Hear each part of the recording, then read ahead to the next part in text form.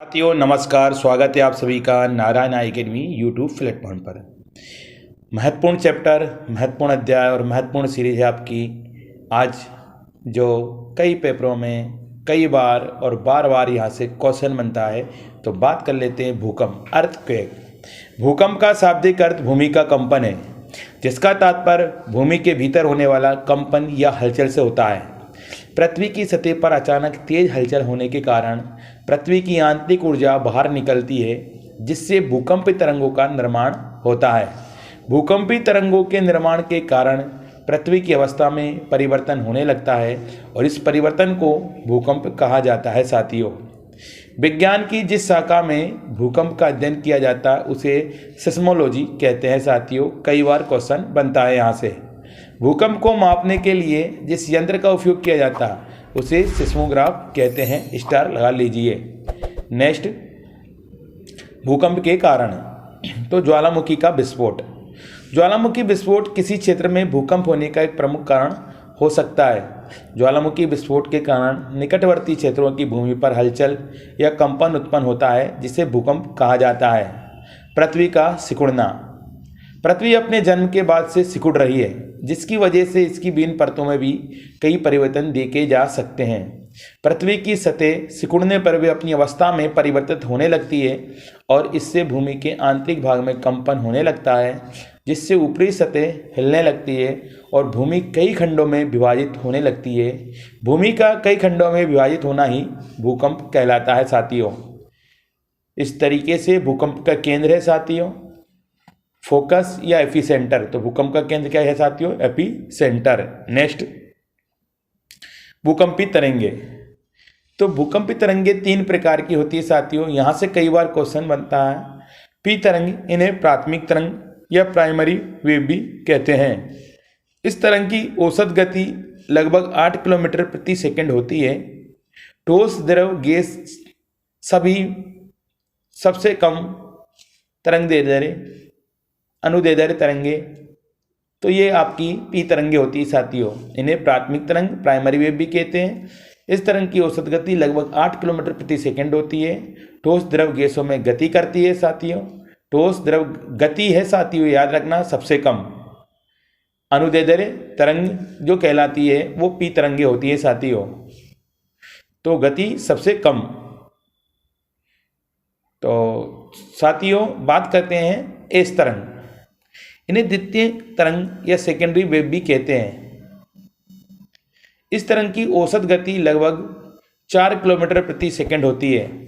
केवल ठोस माध्यम में होती है और ये अनुप्रस्थ तरंग होती है साथियों।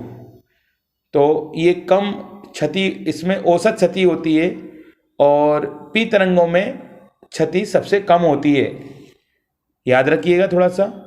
नेक्स्ट, एल तरंगे। इन तरंगों की खोज HD लव ने की थी, इसलिए इसे लव वेव्स भी कहते हैं साथियों। स्टार लगा लीजिए। इस तरंग की औसत गति लगभग 1.5 किलोमीटर प्रति सेकंड होती है। धरातलीय तरंगे अत्यधिक विनाशकारी होती है साथियों। ये अत्यधिक विनाशकारी होती है, तो ये अनुप्रस्थ तरंगे होती है। तो साथियों, तीनों तरंगों के बारे में बात करते हैं। पी तरंगे क्षति सबसे कम, एस तरंगे औसत क्षति और एल तरंगे अत्यधिक विनाशकारी साथियों।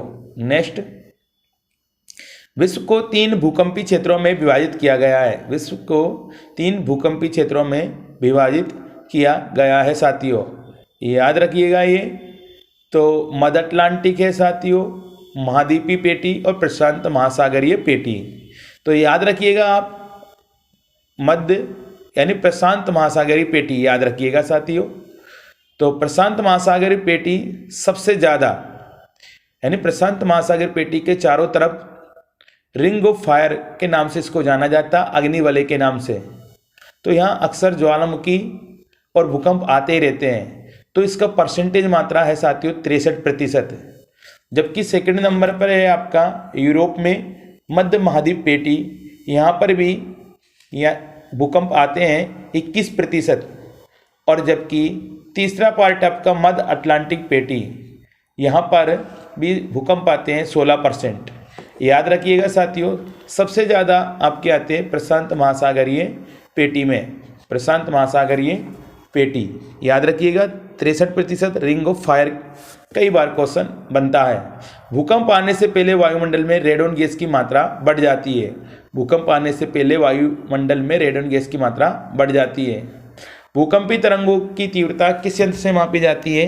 तो सिस्मोग्राफ से मापी जाती है साथियों, सिस्मोग्राफ। इसके 3 स्केल है, Richter scale, Mercalli scale, Rossi Forel scale. Richter scale भूकंप की तीव्रता मापने में उपयोगी है। ये एक पैमाना है जिसका पाठ्यांक 1 से 9 तक होता है और रिएक्टर स्केल पर प्रत्येक अगली इकाई पिछली इकाई की तुलना में 10 गुना अधिक तीव्रता रखती है साथियों। तो Richter scale this is very very important है साथियों। मर्केली स्केल वैज्ञानिकों द्वारा प्रमाणित नहीं है। रोसी फेरल स्केल मापन 1 से 11 तक।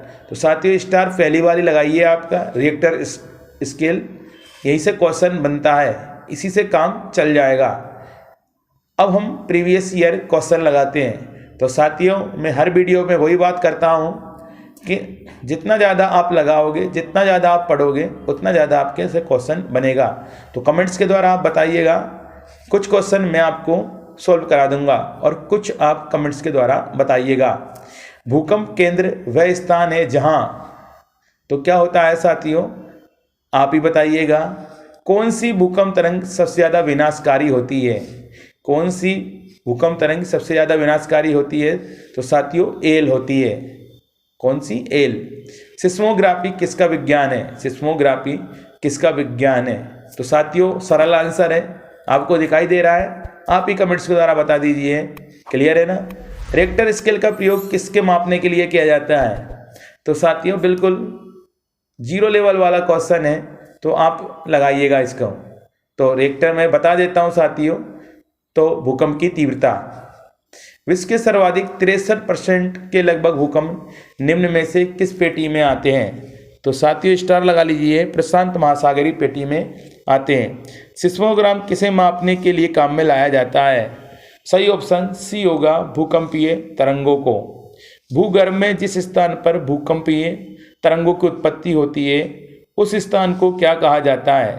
साथियों कई एपिसेंटर कहा जाता है, यानी अधिकेंद्र कहा जाता है साथियों। भूकंप में धरातली तरंगे होती है, भूकंप में धरातली तरंगे होती है, तो साथियों इसका ऑप्शन आप ही बताइएगा। पृथ्वी के सतह पर भूकंप के केंद्र के ठीक ऊपर बिंदु को क्या कहा जाता है?